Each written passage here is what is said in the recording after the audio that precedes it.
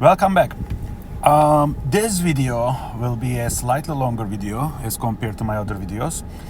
Before we diving into advanced topics and proving everything, I would like to post here in this video, I would like to do a very generic adaptive control proof, and I will cover most important stuff that you need to know. I mentioned in the previous video about prerequisites, but this is basically I will direct you to the most important ones that we use in the analysis. And in the following videos, I would like to focus on the content and refer to this video such that, for example, when I'm covering topic some A, B, C, I would like to refer back to this video and say that proof is a special case of the proof of this video. So I would like to show you a very general adaptive control proof that will hold for many different scenarios, so that if you understand this proof, you will understand the rest of the materials, proving rest of the materials very easily. For those just if you are a user of adaptive control and if you are not interested in proving things, that's fine, you can skip this video. But if you are doing research, if you really understand full depth in adaptive control how things works, please focus on this video and view this video as some Lyapunov stability energy, energy function based Lyapunov stability analysis type of a video, and we will go from there. All right, so stability analysis video, we start with important prereqs. As we move into higher dimensional systems, we are going to work with vectors and matrices. You can go to the advanced control systems, lectures on advanced control systems, and you will find these vector and matrix operations. These are already long by themselves. I cover vectors and matrix related stuff that you need, not only for adaptive control, but if you're in the field of control systems in general, we use them a lot. So these are nice videos covering vectors and matrices. Second, I would like to highlight another important material, Lyapunov stability. If you are watching this channel and following my videos, you probably already know what's going on. You have a positive definite energy function.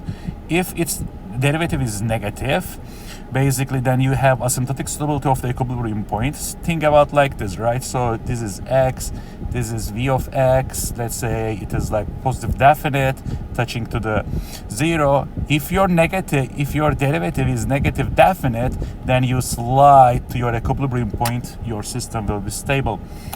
And if you only guarantee you don't have positive definiteness, but also it can be equal to zero, then you just have Lyapunov stability, meaning that starting from some initial condition, your system state is bounded. And we have a tool called Barbalat's lemma. Basically, if you can show that v dot is bounded, then limit of v dot going to zero. This is very key lemma that we use in adaptive control. Later in this video, we are going to resort to Barbalat's lemma as well. We also have, if you can write v dot as a function of v, then this is like, think this equation as a special case of x dot equals to minus ax plus b, right? This is scalar, these are some scalar constants. So basically this is an inequality or differential inequality. It is solution, basically if you solve you can obtain this. This is important to achieve boundedness of the closed-up system trajectories if you cannot guarantee asymptotic stability, meaning that, once this term vanishes, your system trajectories inside the V will be upper bounded by D0 minus B0 constants coming from here and there. And D0 is positive and B0 is positive as well. This is called comparison principle. I cover all of these and more in this video, Lyapunov stability and more. So I am not giving examples. Examples are on this video. But I'm going to use to provide you a generic adaptive control proof that you can use for adaptive control, neuroadaptive control architectures.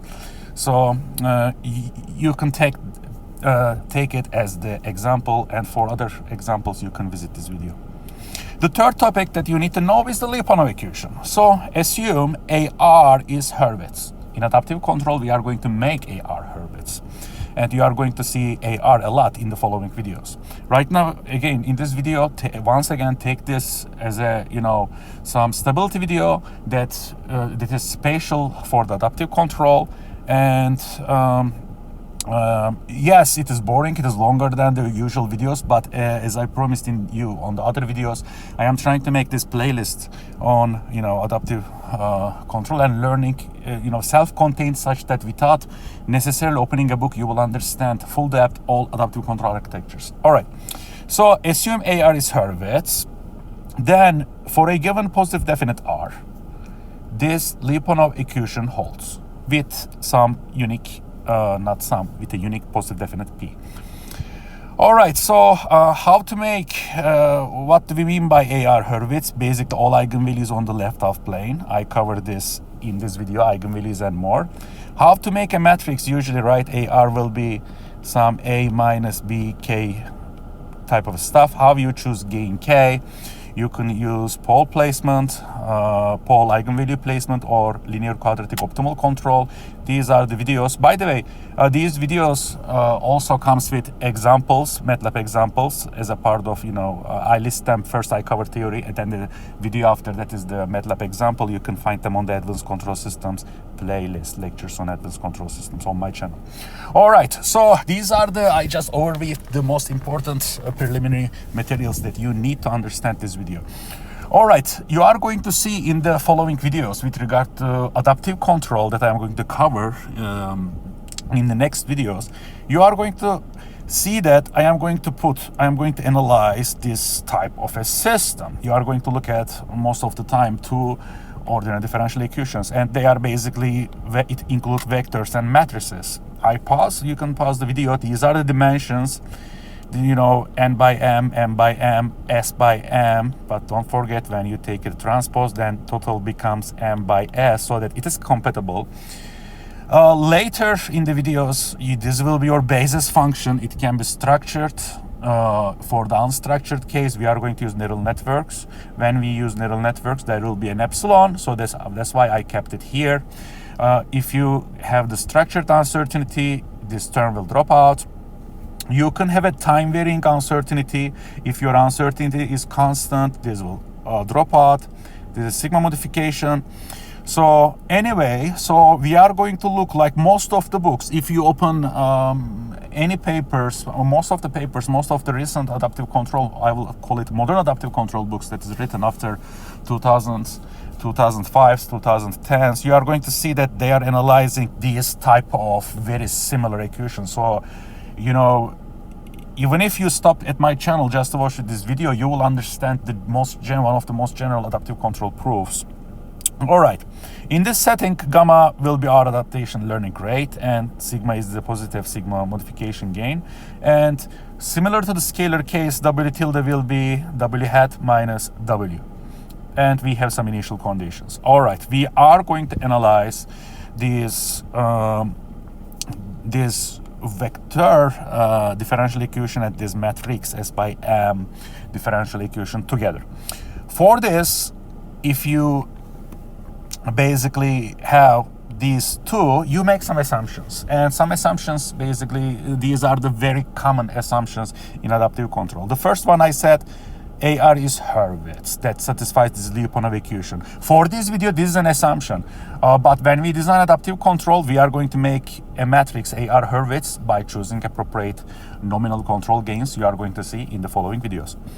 Now, if error is bounded, let's say you are working with this, then you guarantee boundedness of the error at least. Of course, it will be better to make error going to 0.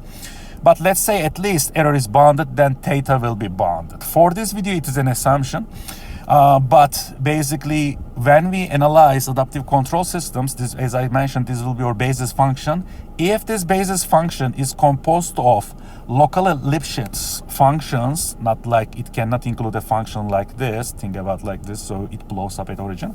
So it is like nice non-linearities in the sense that x to the power of 2, x to the power of 3, sine multiplied by x1, so on and so forth. I am going to do, of course, several examples.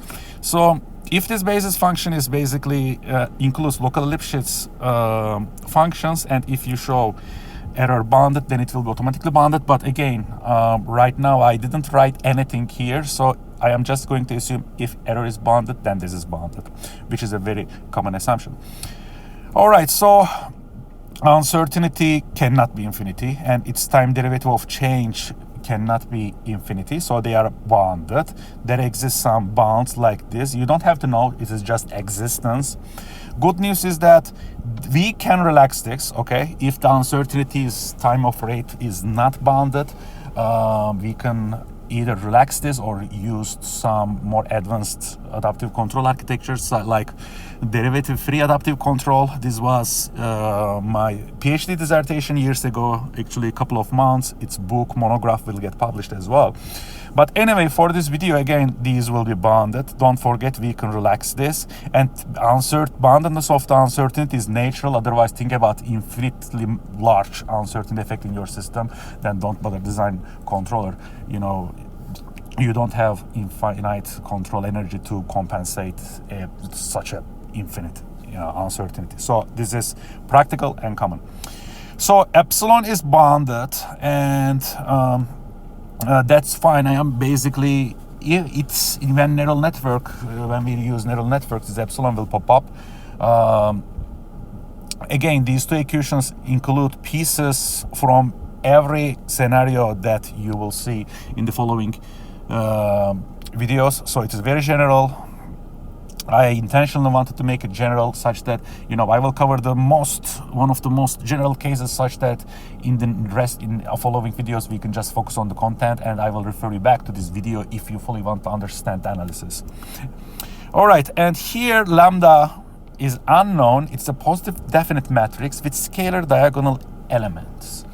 It will be linked to control actuation performance change. I will explain all of these in the related videos. So don't expect me mention oh, how did I come up with this? Why this is that?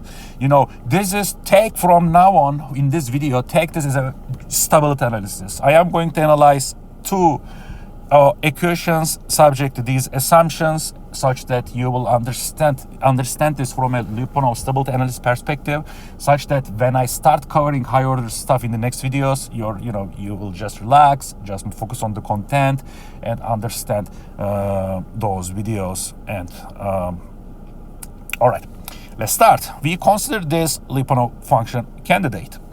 It is a very special candidate. I am using the Lyapunov solutions P here. Gamma inverse adaptation rate. I have this spatial structure. It is trace operator. Actually, this is positive definite, and I am using trace here because Lyapunov functions must be scalar. I mean, most of the time. And this is scalar, right? 1 by n by n, and n by 1. So it is 1 by 1. So when you trace it out, basically this will be a scalar entry as well. You are just going to take the diagonals, right, in the trace. All right. I am going to calculate the time derivative. I am, for the simplicity, I am going to first focus on the first term. I am going to differentiate the first term. Then I am going to differentiate the second term. Then I'm going to combine this is its derivative and its derivative, and I will perform the Lyapunov stability analysis. And basically, right now we start differentiating. We have 2e transpose p e dot.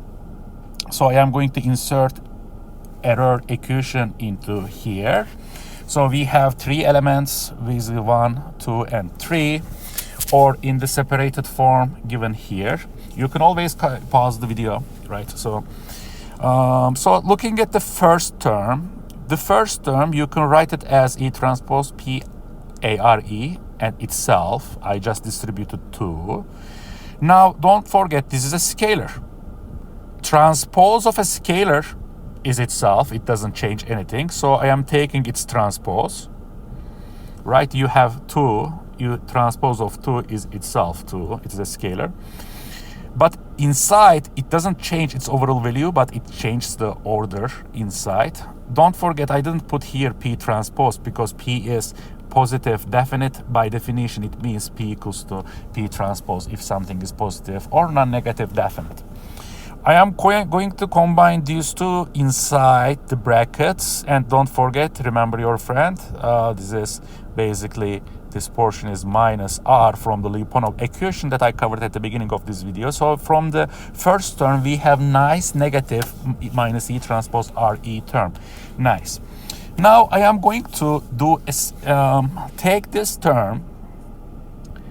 I am going to call it X transpose Y. We know from trace property, if you have basically X transpose Y, you can write it as trace Y X transpose. Just basically put, this holds for any vectors. And in fact, if you look at closely here, let's call it vector X transpose vector Y, then you can write this term here as well, to trace Y, this term, and X transpose this term. All right. Basically, you are going to see that the reason I wrote it like this, it will cancel out a term that will come from its time derivative. So bear with me. This is a nice term. So this term later in the analysis will be no fruitful impact. It just depends on error. So I am basically finding an upper bound. It is basically upper bounded by Euclidean norm of error, matrix, induced matrix 2 norm. Let's refresh our minds, right? Error Euclidean norm is basically square root E transpose E. Or if you have a matrix A, and it doesn't have to be square, basically maximum A transpose A, it is square root. This is induced 2 norm. So that's why I am using the induced 2 norm.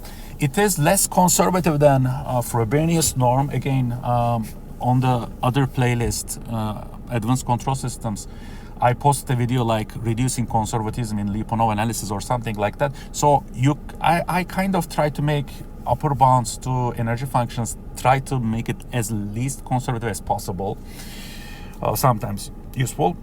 I forgot here, this is also 2 norm is here. Since epsilon was bounded, right, this is here.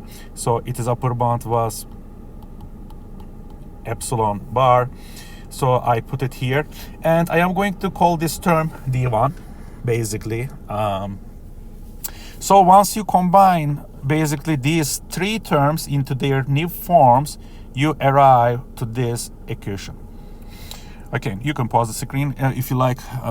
Moving forward to the second term. All right, so now we are going to differentiate the second term. But first of all, before we start, I wrote it like this such that it is positive definiteness needs to be clear. Actually, this term will be equal to this term. The reason is the trace operator. Trace has a nice property, like if you have compatible matrices F and G, Fg equals to Gf. So first of all, when you take the transpose, basically you have gamma 1 over 2. Gamma was positive definite, so gamma equals to gamma transpose, or gamma 1 over 2 equals to gamma 1 over 2 transpose. So that's why basically I have like this order changed. So now I am calling it F, I am calling that G. So basically moving this term to here, we have basically W tilde transpose, W tilde gamma. Remember this, later in the video I will use that to go from here to here, and I will refer to this key moment. All right, so we don't do anything, just ordering things. When you write it like this, it is positive definiteness might not be very clear, that's why I just wrote it like this. All right, so differentiating works basically 2 coming here, you have W tilde dot. So I am going to insert here W tilde dot's equation, which was, if you remember, which was this. So we are looking at 3 terms, 1, 2, 3. This is the first term, this is the second term, this is the third term. Looking familiar? So I'm going to basically this term coming from the previous part, this differentiate the derivative of E transpose PE will cancel out with this term. So I don't need to do much with it. So this term, remember, W hat, first of all, W tilde was W hat minus W. So W hat is W tilde plus W. So that's why I am just writing W hat W tilde plus WY, because we have a nice negative here. We have W tilde transpose W tilde. It will produce such a nice negative definite term. Don't forget this equals to this. So you have negative, so this term is negative definite. It's a good term. All right, the second term, when you have this, you have this. It is sign indefinite. I don't need to do much with it. I will keep it in the analysis. And the final term here also I don't want to do much with it. It is also sign indefinite. So I am taking this term and this term, producing this term. I am going to call it M. Inside M, you will have two terms, one coming from this one and other gamma inverse multiplied by gamma dot. Don't forget, we assumed W is time varying but bounded, W dot is bounded, so there exists an upper bound to this matrix M. We are going to use it later. This is the nice term here, and this is the final term that you have here. I hope all clear so far. Let's keep moving forward. Now I am combining everything. So this is the coming from E transpose P's derivative, this one. And this is the derivative of the second term. As I mentioned, this term and this term will cancel out. Now, before I keep forward, I am going to cover one special case. If epsilon, W dot, and sigma are all zero, meaning that I don't have such structured uncertainties. Of course, I am trying to give you a heads up here, but these all will be meaningful to you after watching the after I cover the following videos. Again, take this video as a stability analysis. If you have constant uncertainties and if you are not using sigma modification, then don't forget inside M. Let's look at one more time. Inside M, you had sigma. It will be 0 now, and W dot will be 0, no time variation, so M will be 0. So if these conditions are met, M will be 0. I am not using sigma modification, this term will be 0. And this will be 0 because D1 was including epsilon. In this case, this will be equality because I only upper bounded things to arrive this term. If I didn't use that, I was still dealing with an inequality here. Actually, what I'm trying to make sense is very clear, right? So, I keep writing things like that, but when I find an upper bound to one of the terms, instead of using equality, I am using inequality. I am finding an upper bound to the energy function. I just wanted to make this video so that we are super clear. If we didn't have epsilon, I didn't need to do this. So here, this will be equality instead of inequality. So in the step, then we had, that's why I have, in the spatial case, this term will drop out, this term will drop out, this term will drop out, and instead of inequality, I have equality.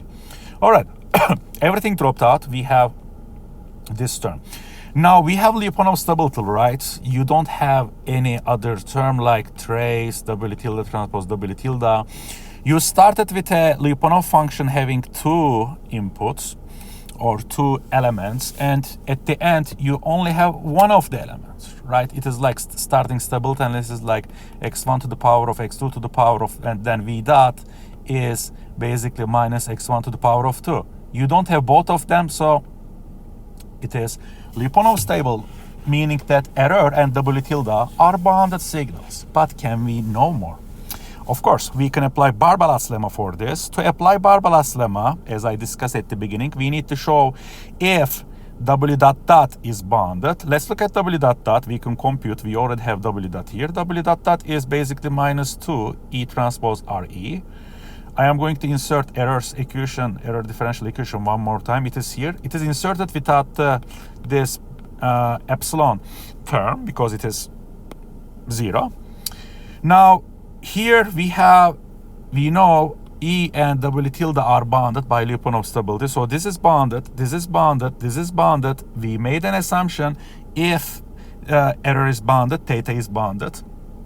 And again, we're gonna relax this assumption in the following videos when this theta includes local Lipschitz functions, which is a very standard,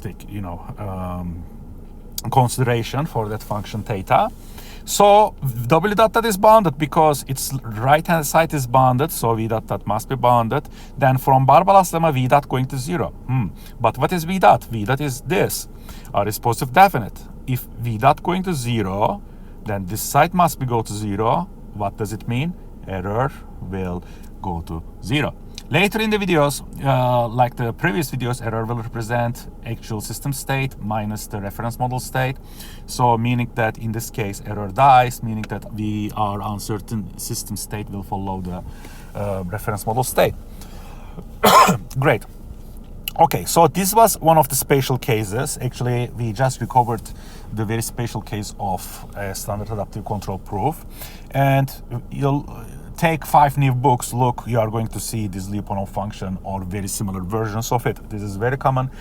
Everyone uses it because it just works most of the time. If not, of course, we have special cases. I'm going to cover such in the later videos as we move forward. So it is a, it's a journey. All right, so don't assume. Sorry, I'm going back and forth. Let's look at the very general case. If they are not 0, they exist. So we just had, this term cancels out this term, but the remaining remains like this. And since we have also this, I converted this to inequality. All right, so first of all, I would like to use Young's inequality. If I don't have to, I prefer not to use because it adds a level of conservatism. In this case, it is very handy. Remember Young's inequality. If you have scalars xy, basically there exists a arbitrary positive constant mu. It can be 0.1, it can be 100. It exists for actually very powerful any mu, some arbitrary constant. Don't forget I am saying arbitrary. I am going to use this in a second to make some meaningful conclusions. All right, then this holds.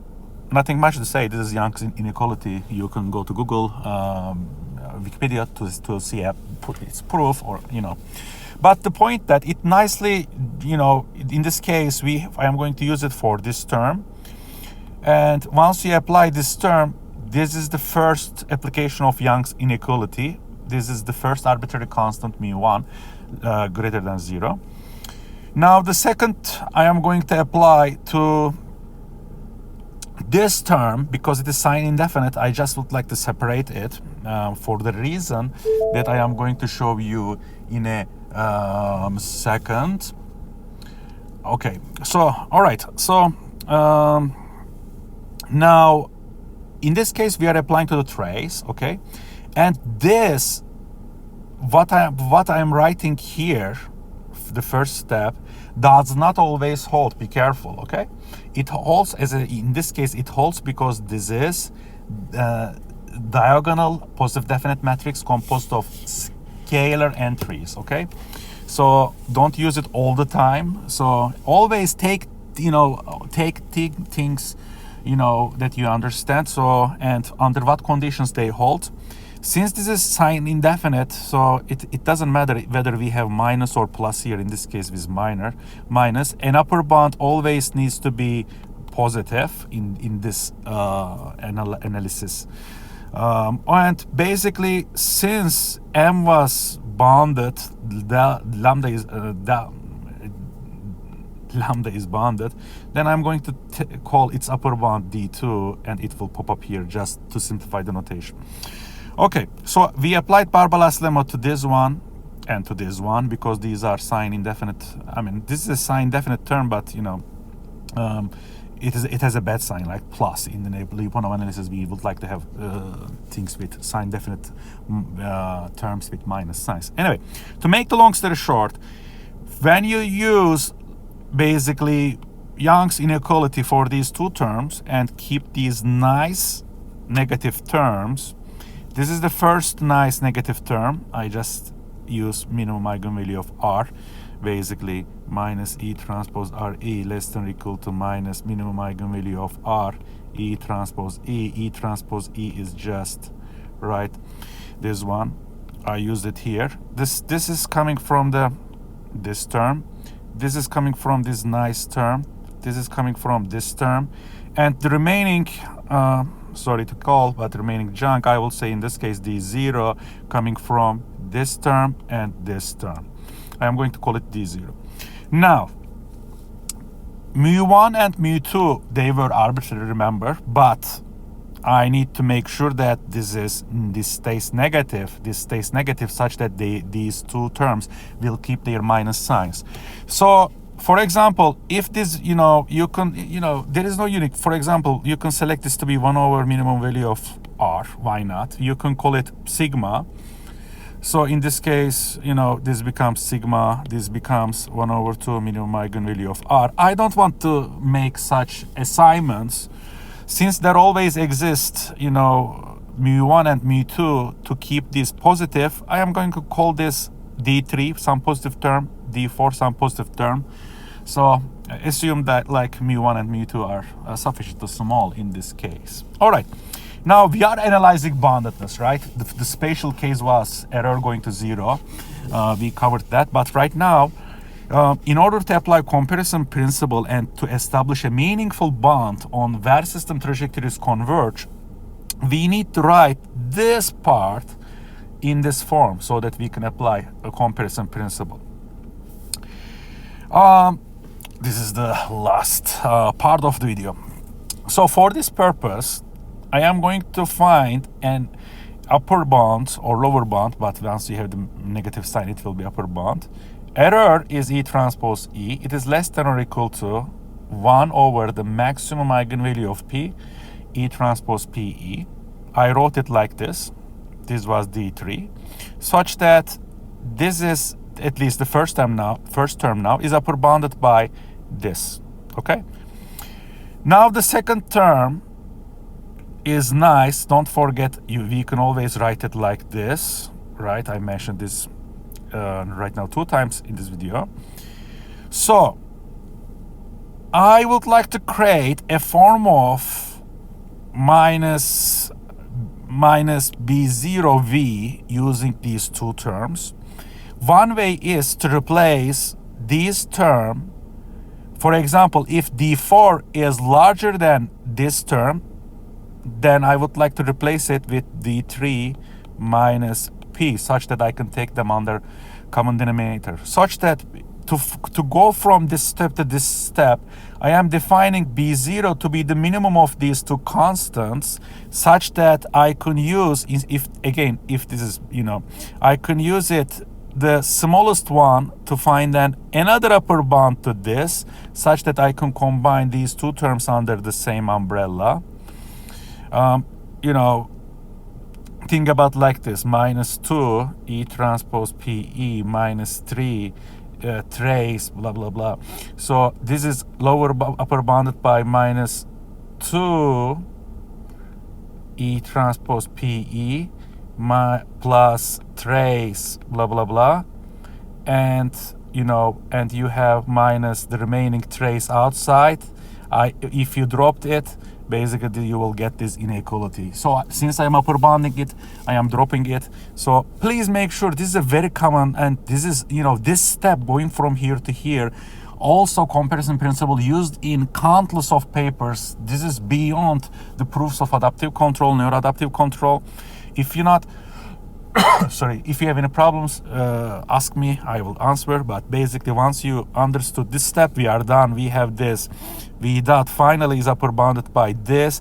This is positive. This is positive. We apply comparison principle. So Lyapunov, energy function that you see here is upper bounded by this, such that as t goes to infinity, this term drops. System trajectory is trapped over this D0 over B0, and we can establish boundedness. Similar to this is very similar to the uniform ultimate boundedness, or UUB. First conclusion: error and W tilde estimates are bounded. And in general, when you use a large gamma, this will be related to the adaptation gain, and small epsilon. Small epsilon, of course, I mentioned this in the neuroadaptive control video. If you, this will be again so, this will be the high order case. This will pop up in the high order case for neuroadaptive control. If you include more neurons, this epsilon will be 10 to 0. Subject to large adaptation gain and epsilon small by introducing more neurons, then this will make this ratio small. And don't forget, sigma modification should not be large as well in practice. So in this case, D0 over B0 will be small. Then you will converge to the, your system will still perform. It will be. What I'm trying to say, your performance will be similar to the asymptotic stability of the error case, but of course, asymptotic convergence of the error case, but with small error. So we try to make it small by increasing gamma, epsilon, decreasing epsilon bar, and keeping sigma low. Again, we are done. In the later videos, several different cases: regular adaptive control case, neuroadaptive control case, sigma modification, leakage modification, projection operator cases. All the cases will be stability proof wise will be a special case of what I covered in this video. So this is a pretty important video. If you want to fully understand the proof techniques in adaptive control, I included all the terms here, and this is a very general case. And of course there will be other cases as well that we need to cover. But if I were you, if you are doing research on adaptive control, and if you would like to understand in depth, make sure you take this video as some stability analysis video, fully understand it. If you like, drive yourself, okay? So take pen and paper, start, drive yourself. If you understand this video, you will understand the proofs of all the videos. If you are interested in not only, theory, but also mathematical proofs, and also, this is important. I mean, this is really important that these proofs are important. All right. Hope you will find it useful. This was probably right now I will stop it, but I don't know, 30, 40 minutes at least. All right. Take care. See you in the next videos.